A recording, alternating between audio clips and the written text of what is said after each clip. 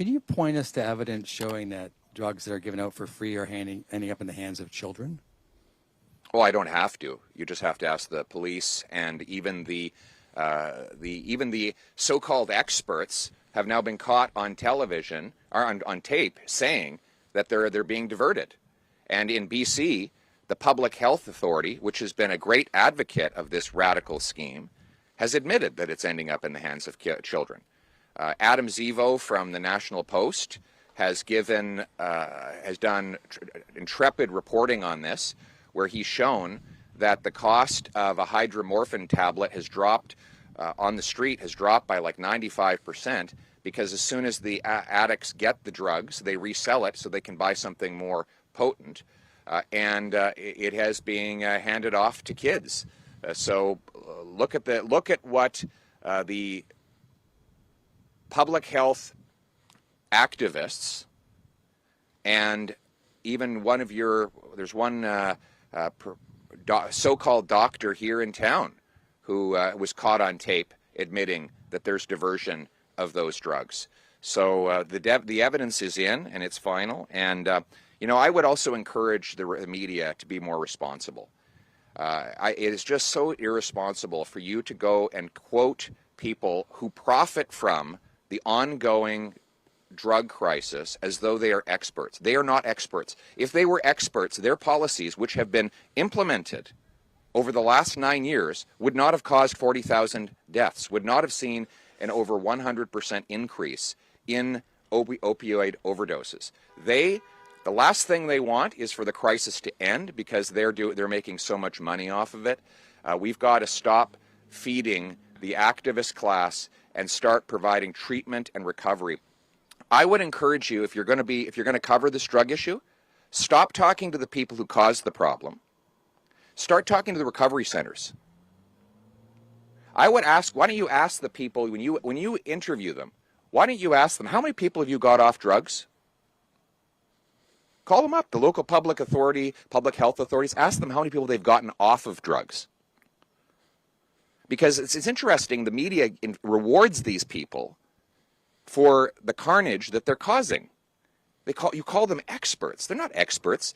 They're expert only at one thing, and that is perpetuating the drug crisis. Their policies have been implemented for the last 9 years, and we see the results. The experts are the people at places like Harvest House in Ottawa or the Oak Centre in Winnipeg, where they bring people in and get them off of drugs. Let's start quoting them as the experts. Thank you. Thank you. Next question. Good morning. Andrew Lawton, True North. I know you're familiar with Alberta's approach to drugs, which similarly to you is very much against so-called safe supply, but they have proposed a forced intervention and in some cases really using the mechanisms of law to push drug users into treatment under certain conditions. Would you support something like that nationally? I don't know. I need to study it more. I need to understand how it would work. I want everybody who's on drugs to be in treatment and rehab to get off drugs. What I haven't been able to figure out is if someone doesn't want to be rehabilitated, can you require them to be? I don't know. I'd like to see some evidence for and against before I make a judgment. Smart. Tracy Gray from BC is an MP in our caucus, a common sense conservative, who's proposed that we have treatment in the prisons and that judges have the ability to make it part of a sentence that drug-related offenses have drug treatment as part of the sentence, so that the offender who perhaps they were involved in theft, we know the theft was linked to their addiction. The judge could say, while you're in prison, you're required to be drug-free, and we're going to provide you with high-quality treatment behind bars. That makes sense to me, because they're already going to be in prison anyway. They might as well be cleaning up their body and their souls and their addictions. Hear, hear. But I don't know if you can take someone off the street who has not committed a prison offense and successfully rehabilitate them. If we can, I'm open to it, but I need to see more evidence at this point. Thank you. Next Good question. response. Craig Needles from Blackburn Media. You mentioned some of those rehab centers and the work that's being done there. How would you go about getting more of those open, and in a timely manner as well? Because there are people who are using Safe Supply right now that if all that was just cut off all of a sudden, they would be in a very difficult situation. It could be a life and death situation when it comes to withdrawals. So how would you be able to do this quickly? Because OHIP-funded rehab is still very difficult to find, and a lot of these people are clearly struggling financially. That's a very good point. It is too hard to find right now. And that's why a lot of people don't get help. They try, you know, they call a 1-800 number, they dig around, family members go scrounging around to try and find out what's available. They're then told that it's $40,000 to put someone in a treatment, Sebastian, in a treatment facility. So I appreciate that it's very hard for people to get into these programs.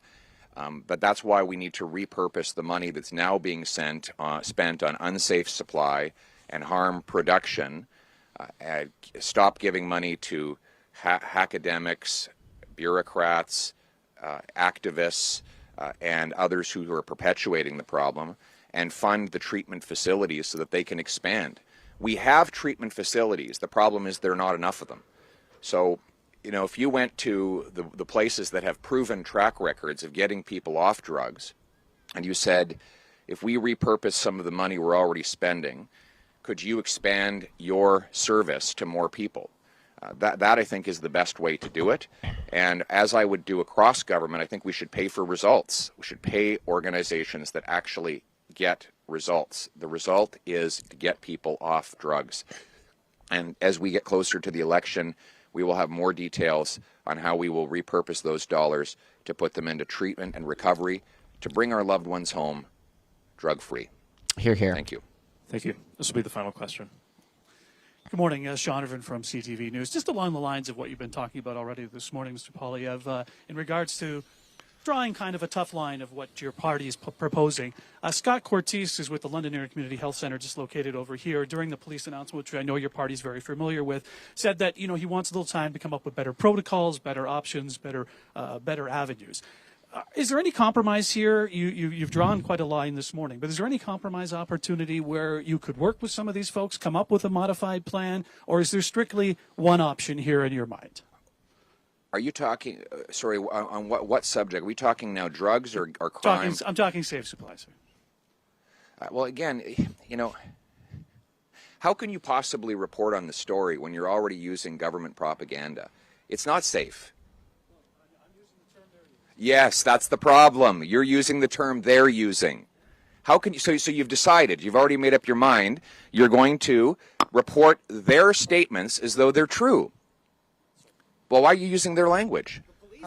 Yeah, that's the language being used in various news conferences and other policies. Oh, yes, sir. there are, However, of course. Sir, So you're just being force-fed talking points by the authorities who caused the problem in the first place. Not at all. This is exactly. Yeah, this is exactly the problem. You hear this my is exactly colleague the behind problem. you saying London Police using the same terminology. Exactly the problem. The London Police using the same terminology. How's it working? So I'm just asking you to answer the question of whether or not there's any room to work with these other agencies or not, or whether you're going to stick to your proposals, which are your proposals. That's all I'm asking, sir.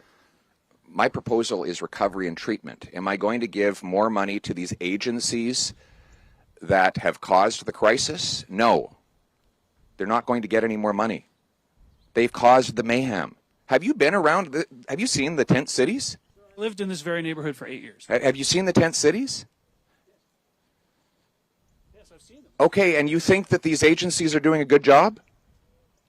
I think there's, sir, it's not my job to debate a federal leader on this issue, sir, but I will say that I'm asking you a question. Yeah. Are you think they're doing a good job when you go to see the tent cities that are popping up everywhere in the country? The community is doing the best job. I agree with you on that, the community, but the agencies are different than the community. And again, you're repeating their talking points. I mean, there was a time when reporters believed their job was to hold government accountable, not regurgitate their talking points. And that's what you're doing when you say safe supply. It's heroin-grade opioids that they want to give out. And it is being diverted to kids. It's not safe. Since this policy was enacted, we have seen overdose rates more than double across Canada. And where these policies have been most enthusiastically embraced, like British Columbia, it's 400%. I don't understand how the media goes to the same agencies and public health bureaucrats who helped cause the crisis and calls them the experts, when in fact the results of their policies are plain for all eyes to see.